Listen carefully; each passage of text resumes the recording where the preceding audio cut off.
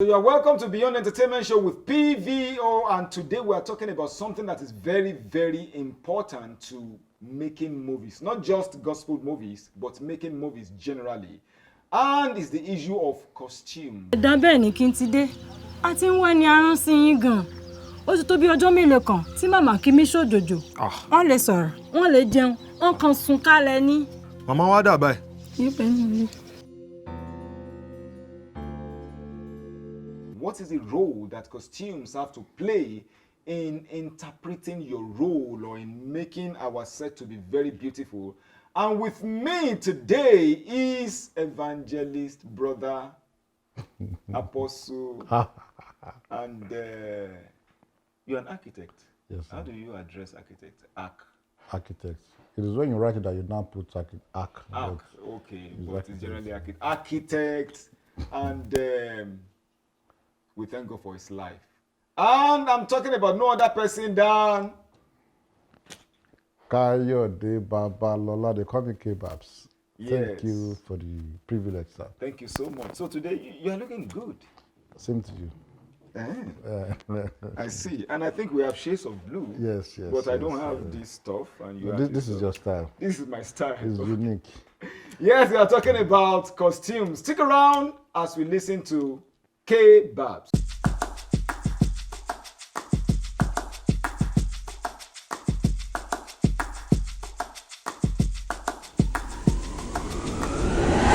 You are welcome to Beyond Entertainment Show with PVO. That's the stories behind the movies. This is Beyond Entertainment, and this is Beyond Entertainment. Costumes play a very big role in any movie production. For the avoidance of doubt, costumes are whatever is on the actor that will help him to better interpret his roles. I do not want to say a piece of clothing. I don't want to say something an actor wears. I said whatever is on the actor that helps him to interpret his role. And this is why being naked is also a costume. And you would understand better when I explain the functions of a costume. So being naked is a costume, because that is what the actor is putting on, that is what is on the actor when he's interpreting that role. For example, we see a man in the gutter, in the drainage, or let's use the general language, gutter, and then he's naked, and there's a bottle of beer beside him. We understand the fact that maybe he dragged himself to stupor, he was drunk, and then he didn't know when there are no more clothes on him, So when you're going to, let's just say that costume is whatever is on the actor that helps him to better interpret his role. Costumes speak, they have a voice. Costumes speak. And one of the major functions of a costume is that they inform. They inform the audience. For example, about the personality of the character. The man comes in wearing rags, tattered clothes, gives us an idea that maybe he's mad or he's delinquent, he's very poor, depending on how ragged, the rags are, So costumes speak. A man comes in and then he's wearing very expensive looking. I said expensive looking, not expensive. Expensive looking is different from expensive. It might be expensive, but might not look expensive. It might be expensive looking, but might not be expensive. But in film, what we need is expensive looking, not necessarily expensive.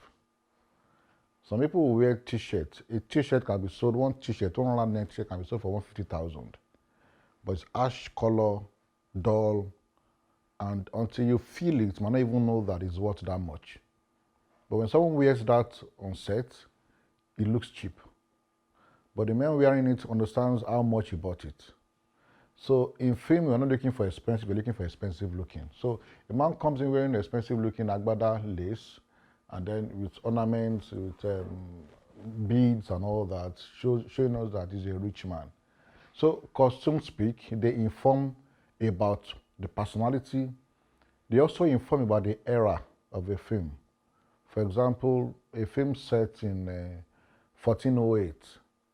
The first job you have to do, in fact, it's more of a costume job than any other department of the film, because the first thing we have to look at and research is what were they wearing in old Oyo Empire in 1408? Is there even Oyo Empire in 1408?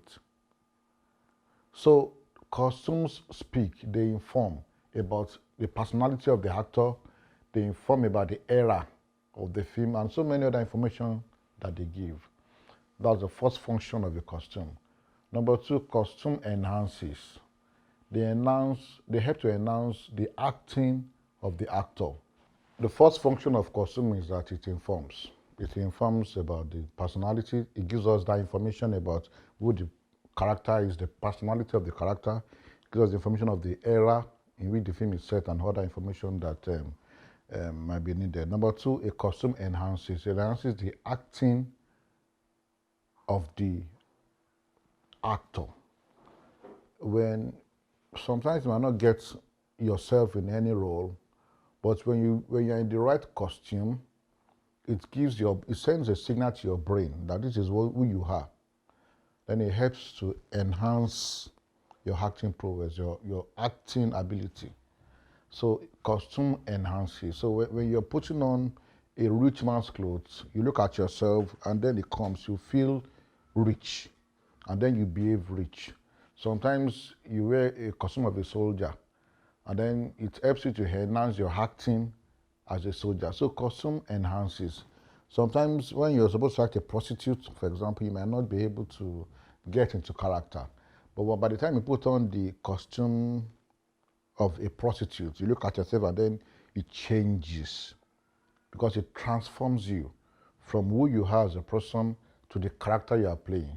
Number three, costumes helps to interpret a role effectively, helps in role interpretation, helps the audience to understand exactly what the role is. Sometimes you might explain with word of mouth, but costume further, cements that, for some further helps to interpret the role in the mind of the audience. They are able to get the role much more, when they see the costume.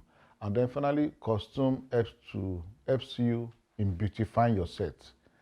For example, I'm sitting on a wine color chair. The upholstery is wine color, but I'm wearing contrasting color of costume. So by the time we arrange it, and that's one thing that Indian films are very good at. They have a way of managing colors, that what you see is pleasing to the eyes, So by the time they have a set, they might have, depending on how many people are on set, they might have as many as 5 different colors on set and different shades. You have blue, you have yellow, you have red, something that they place on set, on people's clothes, that helps enhances and helps beautifies the set. So you can have like this wine color and this blue costume is a contrasting color, but it helps to complement each other. And that's what people do also. When you have 4 people on set, 5 people on set, they are not all going to wear the same color of costume. By the time you manage colors and shades, you're going to have a very, very beautiful set, by the way you complement and join and combine those colors. So costume informs, costume enhances, costume helps in interpreting, and costume helps to beautify our sets. The first thing, one of the reasons why God has helped me to be able to maybe turn up in appropriate costumes is the first knowledge. The first thing is the knowledge that costume helps to enhance a character. It helps to further bring out the best in a character. It helps to interpret the character's role, the actor's role effectively. So that knowledge helped me to say, yes, this is what costume does, and therefore I must ensure that as much as God will help me, I turn up in appropriate costumes for any role I'm supposed to do. One. Number two, someone told me sometimes ago that we're talking about gospel films and the challenges that we have. And the person said, gospel films have a cheap look to them. It sounded like an insult to me, that gospel films have a cheap look. But with further studies, I realized that the person is not entirely wrong. And because of the cheap look, we have alienated a certain class of people from watching our films. And so what that means is that when people, we're in the world of remote control, people just flip channels anyhow because they are bored with something they're watching and they want something more interesting, much more exciting. And as they are flipping the channels, then they get your channel and then they see, the first thing they see is, they said this guy, the guy is talking. He said he's a chief. It means Chief Oluwolagba. And he was saying, I gave someone 20 million yesterday. I gave another person 50 million. I gave another person 100 million. I gave another person 200 million. And we look at the man, what he was saying is extremely in contrast to what he's put on, to his appearance. It does not look like someone who has even eaten that money. Not to talk of someone who can give somebody 200 million. And what he's putting on is cheap looking, to the point that it's almost like an insult when he says, "Funny, any 2 billion." And they were like, do you even know what 2 billion is? Do you have an idea what 2 billion naira is? So, the cheap Christian film, we have this cheap look. And the person is not entirely wrong, like I said. So that served as a challenge to me. That yes, you can't carpet the whole world, but you can buy yourself a shoe. That yes, if I can't effect that change, all through, it can start from me. And that I will try my best that for any role I'm going to act, I must bring appropriate costumes. Because costume is not about how big or how fine it is, it's about how appropriate it is for that role. And there are roles I can't wear this thing that I'm wearing for, So it has to be appropriate for the role. So I decided that because of the perception that people have about Christian films, I have to change that perception from my own point of view, from my own side, and try to, make that change. Number three, when you do, so it started like that, but I realized that when you do so many films, if you're not careful, you start repeating costumes. And most of our films will come out within the space of 6 months, window to each other. And by and large, we have the same core audience. Yes, there are people who join later, there are other people who come, but we have the same core audience who know us, who follow our work. So by the time they watch, like on a Sunday evening, a family watches 3-4 films. I'm in 3 of the films, and I'm repeating costumes in 3 of them. It's confusing and doesn't make sense. And so because of that, I was forced to go and get more costumes so that I won't be repeating costumes, in every production, so that every production can come with its newness and freshness. It's a sacrifice I have to make on my own. If I go to location once in a year, I might not have that problem. But if it's frequent and people see you frequently in films, and our films the release is not too far from each other, then the onus is on me to represent by making the sacrifice of getting more costumes that will be appropriate, and then I won't have to be repeating. So by and large, those are my reasons for investing in costumes. Sometimes you are lucky and that when you read the script and you are doing your costume analysis, you realize that maybe I have something at home that can match that costume for that character, or with just a little bit of tweaking and combination, you can still arrive at this. Maybe you have a bowler hat at home before, and then this you feel that to better interpret this role, the character must be putting on a suit and then a bowler hat, and then you might have the suit at home but not the bowler hat, so you go out to buy the bowler hat.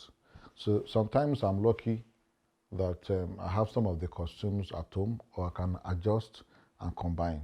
Sometimes I don't have them. Sometimes I buy or I sew. You know, especially if I have like a week or two notice about any role. If I realize that, for example, if the producer that I'm shooting the film for, that I'm acting in his film, if I've acted in about 3 or 4 of his roles of his films, I won't want to repeat any costume like that. So I go out to buy costumes. So that's why you have to trust God for these things. It's not about honorarium or whatever you're going to get out of education financial wise.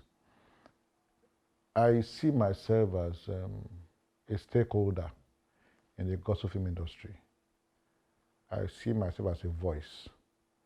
And because of that, I decided that I have to make some sacrifices if I want to change people's perception about gospel film. I'm not just an hireling, I'm not just an actor, a Christian film actor, I'm a stakeholder.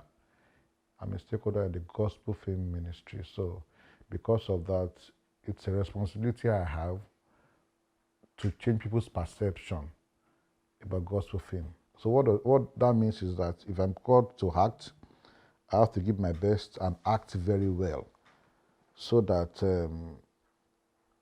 people will not say that gospel film acting is bad. So when I have the opportunity, I must bring my A game and act very well. When it's about costumes, I have to go all out to get appropriate costumes for, except it's something I know. So if I know something, I should not do what is not right. Let me explain. With my years of experience and my knowledge about this thing, I know what the appropriate costume for this role is. Why will I not provide that costume? If I don't know, it's different, but I know from my experience, from my knowledge, from who I am, I know that this is the appropriate role, appropriate costume for this role.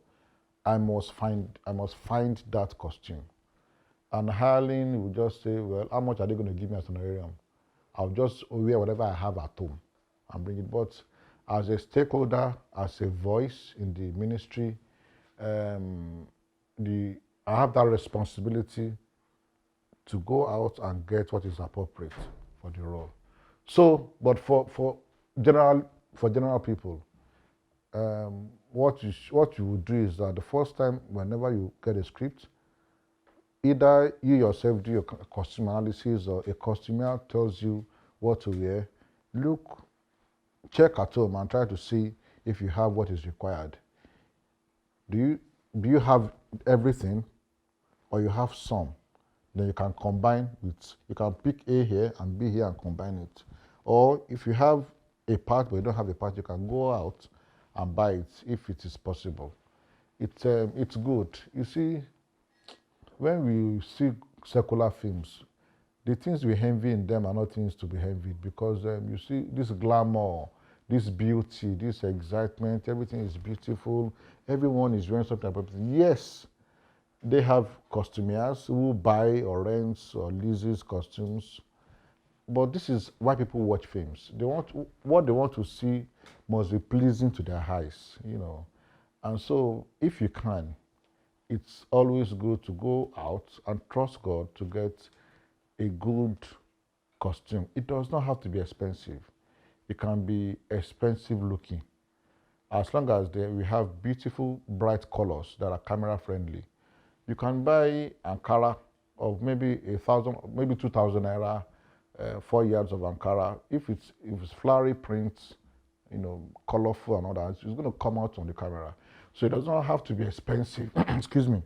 It doesn't have to be expensive. It just has to be expensive looking and beautiful and colorful and maybe flowery, as the case may be. So you may have it at home, you may have to combine, or you may have to buy. The worst case scenario is to borrow. I don't like borrowing costumes. Number one, I don't like wearing other people's clothes on me. It's personal. Number two, you start shooting on Monday. The location is for 7 days. You come back home. The owner of the clothes collect it. You think you are through with it. Then on Thursday, you go back to the location for another scene, and they realize that the scene you shot on Monday has issues, and they will not mind you reshooting that scene. You can't go back to the person and say, okay, I'm sorry, I have to borrow that cloth again. You know, you have so many issues with borrowing. Sometimes makeup artists will tell you that blood will wash off from a costume, and you might try it, might not wash off. If you borrow it, you're in trouble. You know, you might not even know when you're first wearing it, but the director might have other things on his mind. And at the end of the day, you're wearing the clothes, and then they said the person had the gunshot. There was gunshot, yes. The makeup artist will put blood, but where the gun entered, where the bullet entered, there should be a hole. How can you punch hole on someone else's clothes? But before, what you thought was, I just shot him and then he died. They won't show all those details. So you never can know how far they will go with a costume on set until the film is out. Sometimes if you finish location, you go home, 2 months after they realize that the hard drive crashed, or armed robbers stole the hard drive. They have to reshoot the scene again. But there were 3 hard drives, they stole only 2, remaining 1. And in the one that is remaining, we still have some scenes. So you just need to do some extra scenes. So it's either you cancel the entire thing and take on a new costume, or you go back to borrow and say, I'm sorry, I borrowed one of you, this is your shirt, and this is the picture. And the person said, maybe I've given somebody, or OTIA, or something happened to it. So that's why I don't encourage borrowing costumes. There are always issues around it. Again, you must know that costumes speak, even spiritually. And that is a very, very, when we started doing drama, stage drama, one of the prayers we always pray before going on stage is, Lord, let our costume speak. Because sometimes you might not even say a word. Okay, somebody is rich, very, very rich, stinkingly rich, and you see what he has been wearing since the beginning of the film. Then all of a sudden something happened. And when we are seeing him now, he's in tattered clothes, like rags and wearing and he's looking all dirty. Without saying a word, the audience were cowardly, they will lament and say, things have changed for this guy. Things have turned around for this guy, without him saying a single word. So costumes speak, and they are very, very spiritual also. So yeah, you don't understand the spiritual standing of the person you are borrowing the costumes from. So it's sensitive. A lot of things happen. And let me not talk about negative bounce backs and all that. So that's why I don't borrow costumes. But if you cannot afford to buy at that time, you may need to borrow. Just pray about it. But understand that costumes play a very, very big role in film making and role interpretation. Normally, a producer should not leave it to chance that actors will come on set with appropriate costumes. You should not trust them that much. Because especially if you have a particular something, if you are particular about how the film comes out, you can't afford to leave the issue of costumes to chance. So what I would advise producers to do is in 2 folds. 3 actually. First one, try and speak to the actors and say, can they get good appropriate costumes that will really speak? The problem in that is that a rich man to Mr. A and not be a rich man to Mr. B. So what somebody will see and say, it looks like a rich man's costume. When I see it, you know that it's just general, it's just normal, it's just there. This is a digression, I was supposed to shoot a film some years ago, many years ago, and then we were supposed to use an office. And the location manager said, office in here too big. The person's office is very big. It's very big, and very nice. So we didn't bother to check because we trusted him when he said the office is very big. And then we started going. The director, the actors, everybody was going to the office. And we got to the office, we realized that yes, the office is big. There are no window blinds. It was dusty. Yes, the man has a big table and a big chair, but there was nothing on the floor. Just normal floor screening and painted red. There were no tiles, there were no rugs on the floor. And the man had no fire cabinets. All big files, they were on the floor. So the location manager said the location is big.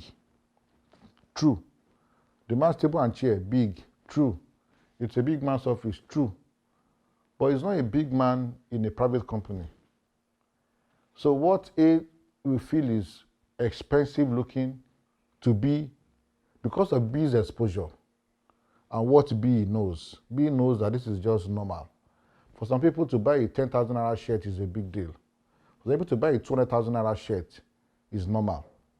So the man who buys 2,000 naira shirts every day suddenly buys shirts of 5,000. To him, that's big shirts. The man who buys 200,000 naira shirts sees 5,000 naira shirt and say this is rag, this is trash, I should just use this to mop the floor.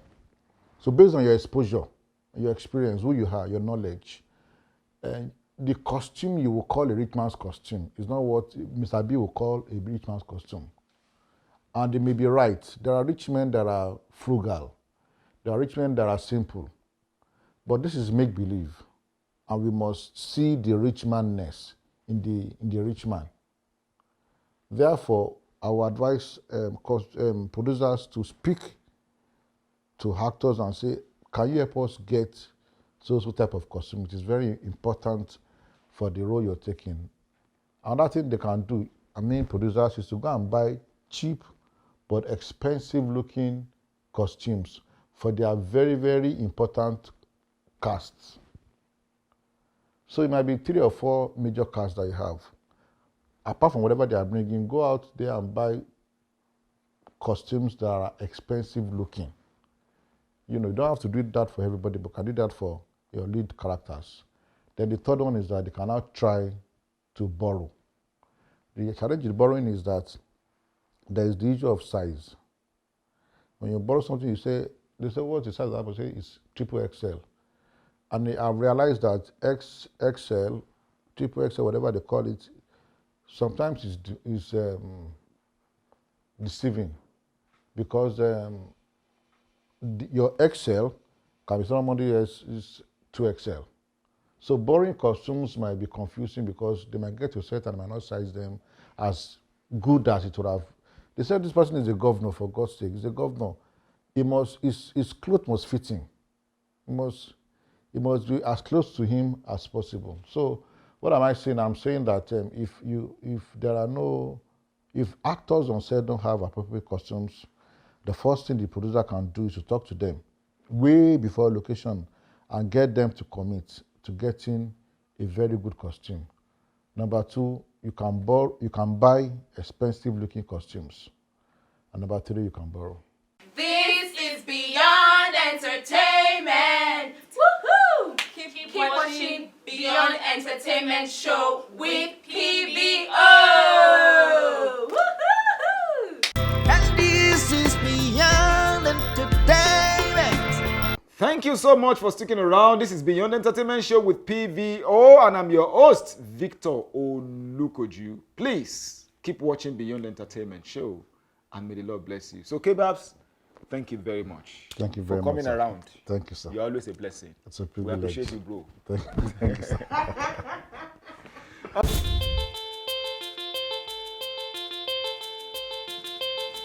Modern entertainment, beyond the applause of men,